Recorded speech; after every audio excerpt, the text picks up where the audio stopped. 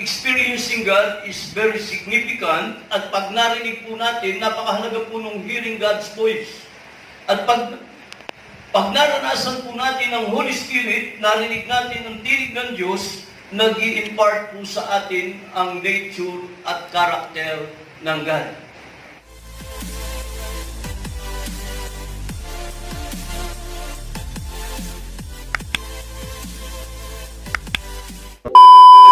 Guys, pag-isa Kamjun Kainta. Nasa na ito mga pastor.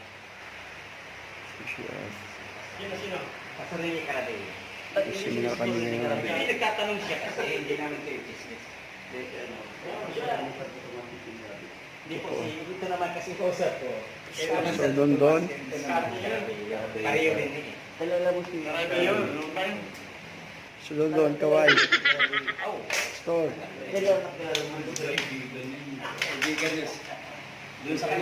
Start kami ng 3. Pastor GR ang first season ng Mag-Retreats.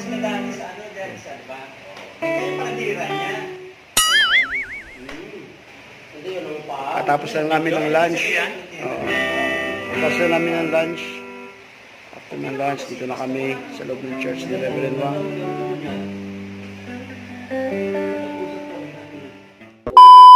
Ito si Pastor GR. Siya po mamaya ang mag-preach ng first season. So GR, anong topic mo mamaya? The difference of seeking God's sense and seeking God's face. Sige, good bless. Maya, bibidyo kita mamaya ha. Seeking God is through faith. Seeking God Himself. Okay, sige. Wala pa sila, mga kasama namin. Sila po ay kumakain pa sa kitchen. Ito po si Pastor Rodil. Yan. Gwapong pastor ng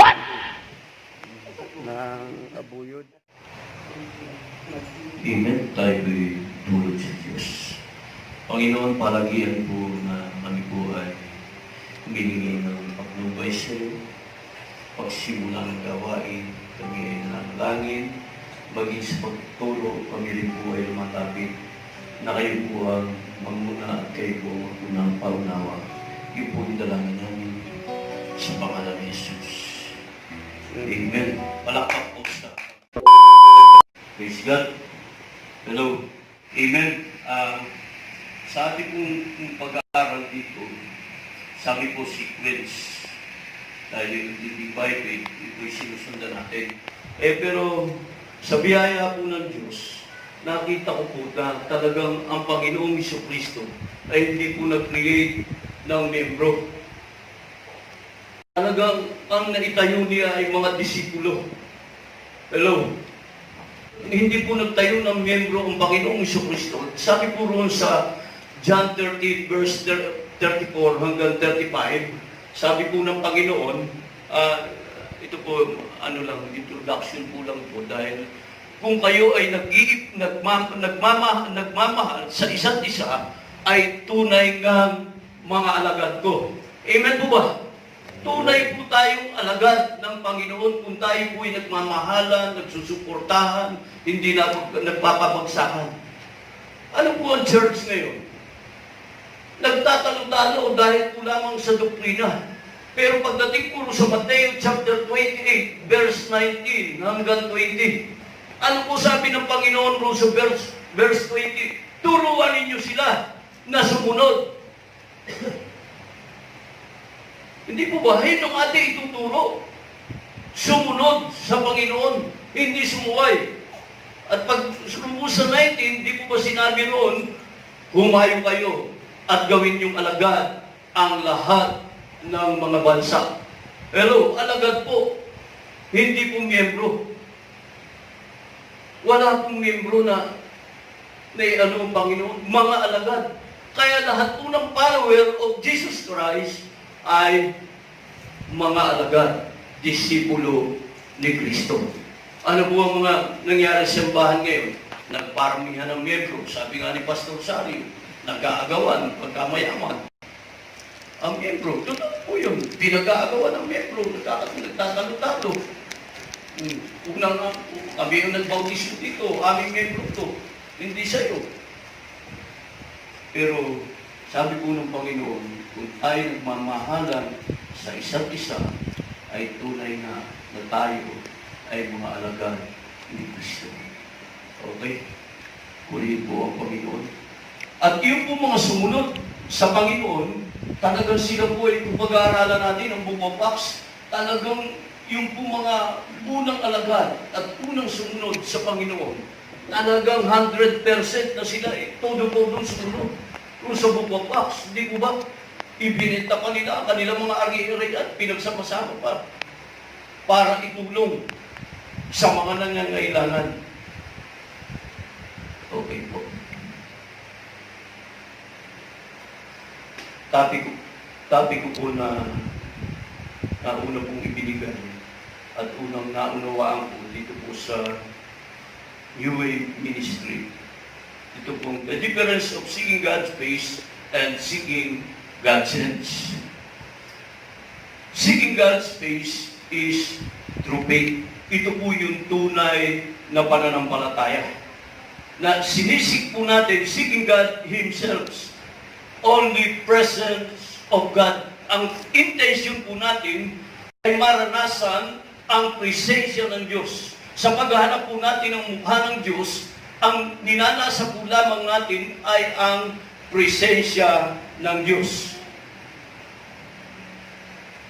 Pag po tayo nag-seek, number one, maranasan natin, experiencing God is very significant at pag narinig po natin, napakahalaga po nung hearing God's voice. At pag naranasan po natin ang Holy Spirit, narinig natin ang tinig ng Diyos, nag-i-impart po sa atin ang nature at character ng God. Ang first sample po natin na sila po ay nanangan na talagang ang Israel, ang una nating example sa sila po ay nakapiling nila, nakasama nila ang Diyos kung sa Deuteronomy chapter 29 verse 3 hanggang 6 na sila ay binigyan ng pagkain, pinakain sila ng Panginoon, niramdan sila at yung sandalyas nila ay ito ay hindi na luma, hindi kumapal ang kanilang paa, ngunit hindi nila naunawaan ang Diyos. Sapagkat maliwanag po ito na ang kanila lamang ninasa ay yung power of God. Hands of God is meaning power of God. Ang hinangad po ng bansang Israel, power, provision, miracles, and gifts. At sila po ay, kung ating pong titingnan, ang pamumuhay po nila ay tulad lamang roon sa Mateo chapter 6 verse 32. Sila po ay namuhay ng parang hintil. Namuhay po sila ng parang hindi mananampalataya. Sabi po sa Mateo chapter 6 verse 32, mga hindi lamang ang nagugulumihanan sa bagay ng mundo. Alam ng Ama natin sa langit ang ating pangailangan, hindi man nila hingin, ito ay kanyang ibibigay. Maliwanag po mga kapatid, ang ninasa po lamang ng Israel, yung makukuha nila sa Diyos. Sapagkat sa tuwi po silang magugutom, ang ginagawa po nila ay sinusumbatan nila si Moises. Moises, dinala mo ba kami rito sa ilang upang kami patayin mo sa gutom, upang kami patayin mo sa uhaw? Nakita po natin yung probisyon na ibinibigay ng Diyos sa kanila, na sila po ay pinauulanan ng mana. Pag nais nilang kumain ng karne, susumpatan na naman nila si Moises. Moises, dinala mo ba kami sa ilang? Buti pa sa Ehipto, kahit kami alipin, kumakain kami ng karne, magpapaulan po ng pugo ang Panginoon. Ang Israel po ay lack of faith. Maging sa pagpapaulan ng mana, kabilin-bilinan, huwag magtitira. Ano po nangyayari? Napapanis. Pag sila po ay binigyan ng pugo, kabilin-bilinan rin ng Diyos, huwag magtatabi. Ano po ang nangyayari? Ito po ay nabubulok. Lack of faith. Walang pananampalataya. Sa loob po ng 40 taon, pinagalit po nila ang Diyos. Sa Hebreo chapter 3 verse 7, mababasa chapter 3 verse 7, pababa po yun. Kung ating pong babaybayin, ano po ang sabi ng Panginoon? Pinagalit po nila ang Diyos. At ang sabi po ng Panginoon, hindi sila makapapasok sa kapahingahan. Dahil pinagmatigas ang kanilang ulo. Ano po ang kanilang ugali?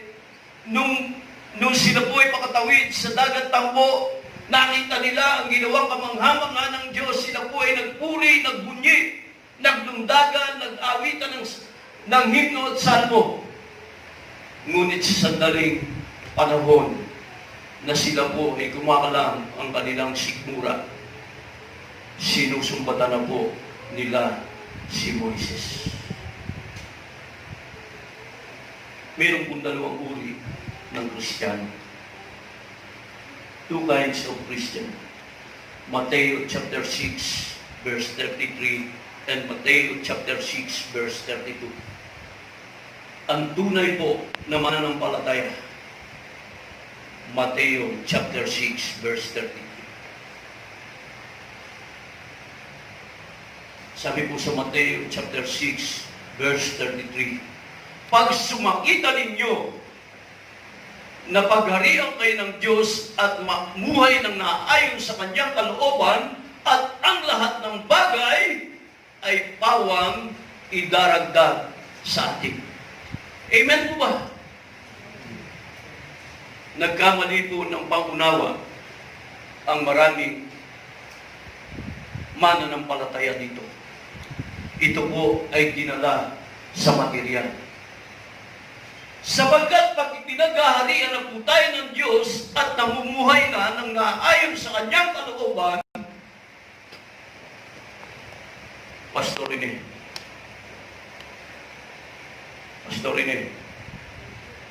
nasa si Pastor Rene? Saan po ito? Wala pa. Wala, hindi naman dumating. Wala pa. Reggie. Pero Reggie, Reggie. kala ko yung mali si Pastor Reggie, hindi ba siya MC? Kasi siya ka na. Kala ko yun. Dinala po ito sa material na bagay.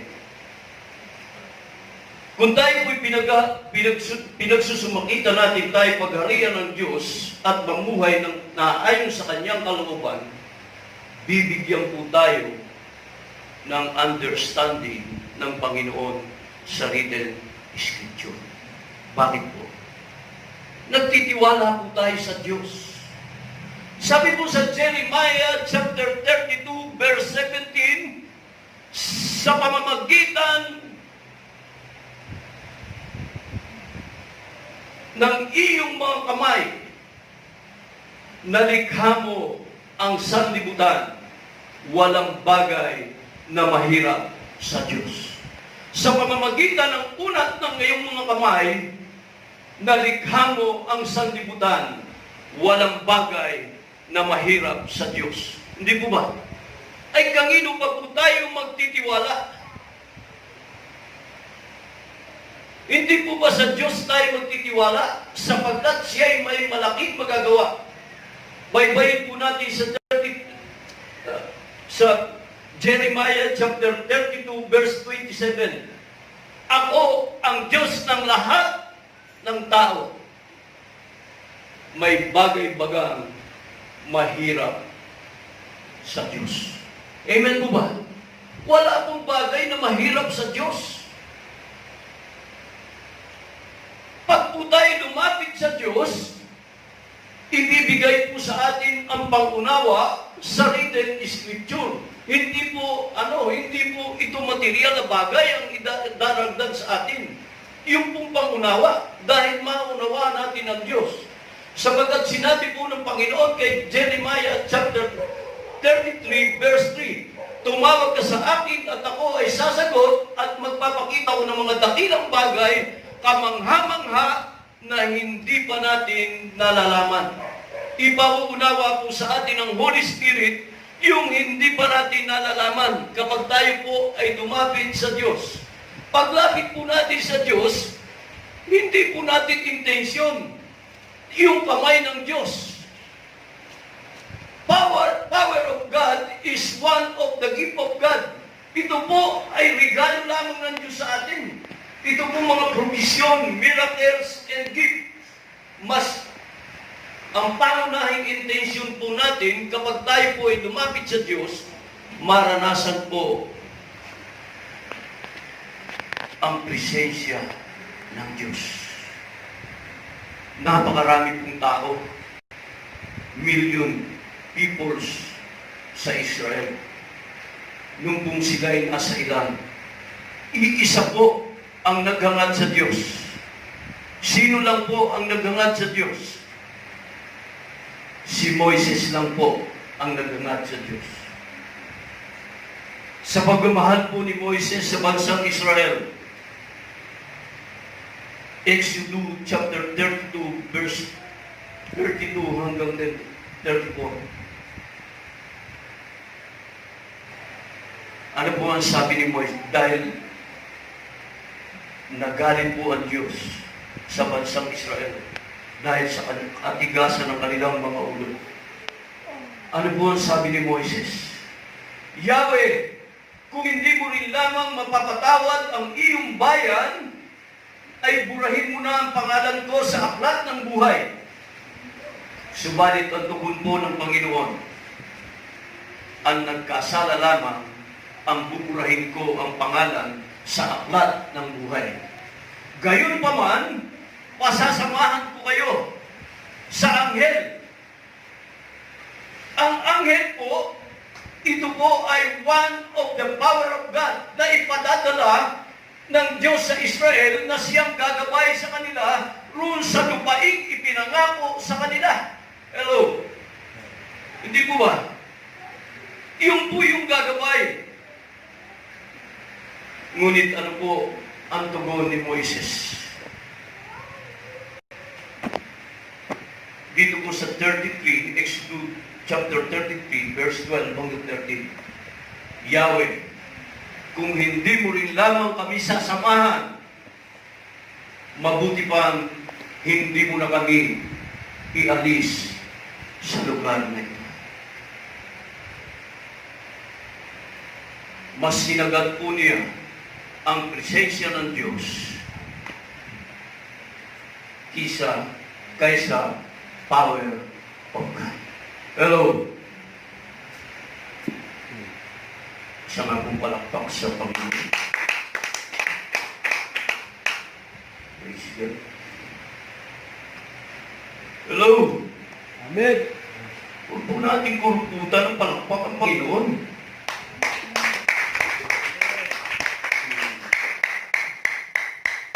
Praise God. Pagka si Pastor Sandy, lalakas ng palakpak dito, no?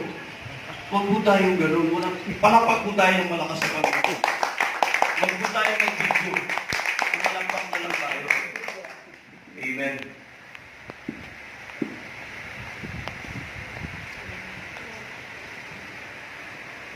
Nag-preach po ako sa isang birthday noong linggo ng hapon. Kaya hindi po agad ako naulit. Inuman po dito sa bandang kaliwa. Sabi ko, maaari po ba naman na ako'y nakikiusap lamang sa inyo?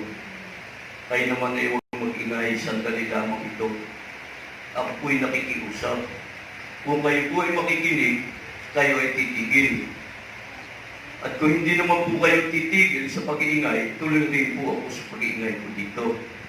Pero kung tayo po ay magiging magkaibigan sa oras na ito, tiyak po kayo ay titigil. Nakinig po sila. Salamat po sa Panginoon. At nakapaghayag po ako ng salita ng Diyos ng maikling oras.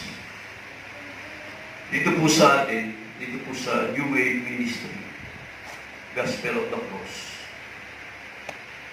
huwag po tayo mamimili ng tagapagturo. lahat po tayo dito ay sinasanay ng Diyos. Ang mga pastor po na naatasan na dito tumayo at magturo, marami po rito na nagpupunta, nanunubok ng mga hagod. Pagtalikod dito, magtatanong na, anong hagod ni Pastor Jehan? Ay naku, medyo sablan. Yan po ang katotohanan ng pamumuhay ng maraming pastor dito. Ay, marami sablan. Buti pa si Pastor Dan, nung siya tumayo, nakapaloob sa Gospel of the Cross. Ay, ang layo ng tayo ang layo ng turo ni Pastor Jehan. Anuhin mo yung mga tao yun. Yung po mga nag-criticize na gano'n. Minsan ay gusto kong sila tumayo. At maalaman natin kung hindi sila pagpalawisa ng putil-putil dito sa harapang ito. Marami po ang nakaririnig nito, pero sinasabi, pag-uwi nila ng simbahan nila, ituturo, marami pong umatan dito. Pero hindi na pong nagbalik. Yung pong isa na umatan dito, nakala mo'y pilit na ng Holy Spirit. Nagpapaawit pa lamang, nagtatangs na. Ilang linggo lamang umaten, wala na. Tayo po dito, nagtitiyaga, binabaybay po ang lisanin ng krus upang unti-unti ay maunawaan natin ang pagkakaiba ng paghahanap ng mukha ng Diyos at paghahanap ng kamay ng Diyos. Ang mukha po ng Diyos ay sumisimbolo sa presensya ng Diyos. At ang kamay po ng Diyos, ito po ay sumisimbolo roon sa kapangyarihan ng Diyos. Napagkamalan po ng marami na yung pong kapangyarihan ng Diyos, yung po ang presensya na. Yun na ang presensya ng Diyos. Napagkamalan po ng marami. Maliwanag po na pwede pong ipadala ng Diyos ang kanyang kapangyarihan nang wala siya. Maliwanag po mga kapatid na sinabi po ng Biblia na padadalhan ko kayo ng anghel na siyang siyang gagabay sa inyo sa lupain na ipinangako ko sa inyong mga ninuno. Pero magpapadala po ng power ang Diyos sa Israel na siya pong gagabay roon sa lupain na ipinangako niya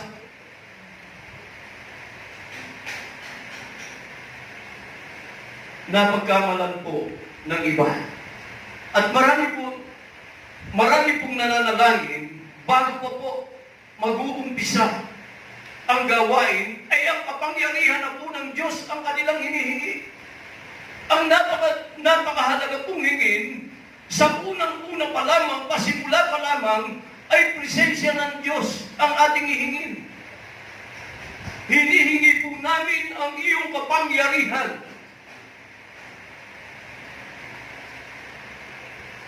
Hindi ko po sinasabing mali.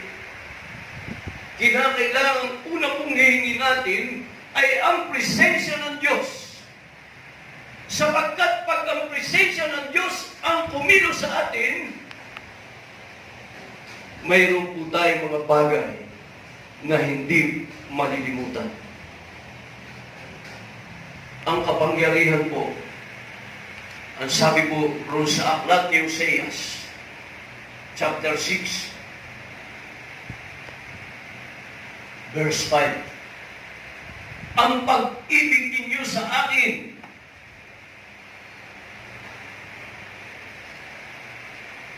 ay tulad lamang ng hamog sa umaga. Pagdating ng sikat ng araw, ay dagding napaparang.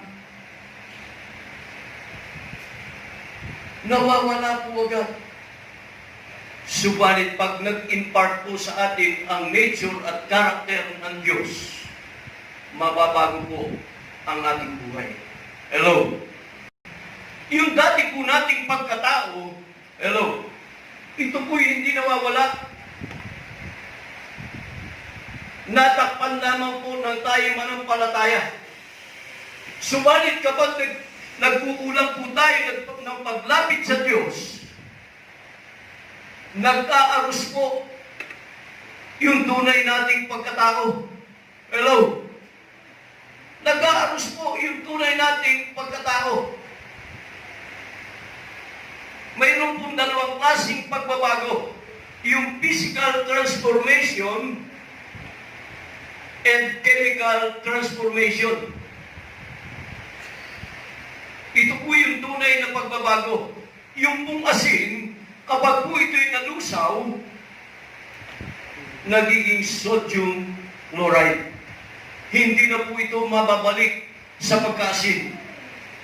Ang kahoy po, tulad po nito, ginawang box, mga ginawang lamesa, ginawang upuan.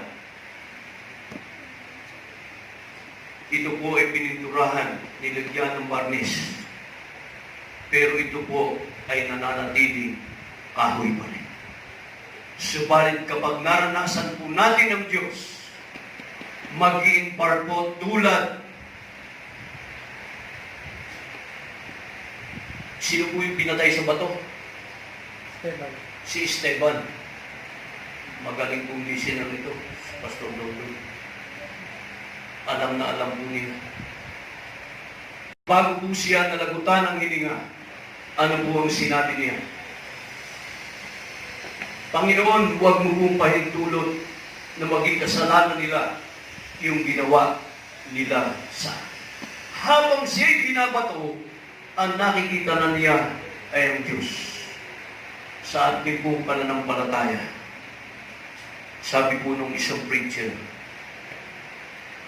para daw po tayo na nakasakay sa eroplano, na ang nakikita na lang natin ay ang kalawakan. Kalawakan na lang po ang ating nakikita. Sa buhay po natin ito, habang po tayo naglalakbay sa mundong ito, wala na po tayong main purpose kung hindi maranasan. Yun po yung ating hinahangat, na maranasan natin ang Diyos sa ating buhay. Ito po yung Mateo chapter 6 verse 33, na ang hinahangat po niya ay pagharian siya ng Diyos at mamuhay ng naayon sa kanyang kalooban, at ang lahat ng bagay ay pawang idaragdag sa kanya. Ang hinahangad po ng taong ito ay yung pangunawa tungkol sa Diyos. Nakabase na po siya sa God's standard, not human standard. Dito po sa Mateo chapter 6 verse 32, ito po yung tao na nagugulumihanan pa sa bagay ng mundo. Ngunit ang sabi ng Panginoon, alam ng Diyos ng Ama natin sa langit ang ating pangailangan, hindi man natin hingin, ito ay Kanyang ibibigay. Ibibigay po ng Panginoon ang ating pangailangan. Hindi man natin hingin, ito po ay Kanyang ibibigay. Subalit, ang paghahari po ng Diyos, narinig ko po kay Pastor Daniel sa isang preaching, na ang paghahari ng Diyos sa sangkatauhan ay malayo pa. Hello? Malayo pa po. Dahil nagbabala na si John the Baptist, kasi yung Book of Mateo po, ito po ay introduction ng New Kingdom of God na itatayo. Introduction ng bagong kahariang itatayo ng Diyos. Kaya nagbabala po si John the Baptist na magsisi na kayo at taligdan ang inyong mga kasalanan At malapit na ang paghahari ng Diyos. Nagbabala na po. Ang kaharian po ng Diyos ay ibinabana dito sa lupa. At nagbigay po ng pattern ang Panginoon. Matthew chapter 6 verse 10. Na sa panalangin, pagharian mo po kami dito sa lupa tulad din sa langit. Hello? Tayo po yung kaharian ng Diyos dito sa lupa. Di po ako magtatapos. Subalit wala pong kaharian ng Diyos. Wala pong kaharian. At wala pong bansa ang dalawa ang presidente. Wala rin pong kaharian na dalawa ang kaharian. Tayo po ang kaharian ng Diyos. Hindi po makapaghari ang Diyos sa sangkatauhan. At bakit po? Lagi po tayo ang naghahari. Tayo po ang nasusunod. Hindi pa po tayo nakapamumuhay ng under God's control. At namumuhay pa rin po tayo sa sarili paggusto. Hello. Subalit kapag po naranasan na natin ang kapuspusan, nag-impart na po sa atin ang nature at character ng God, dito po tayo makapamumuhay ng God-centered life. At iaabando na po ng Panginoon sa ating pamumuhay ang self-centered life. Hello. Purihin po ang Diyos. Tayo manalangin. Ang gawain.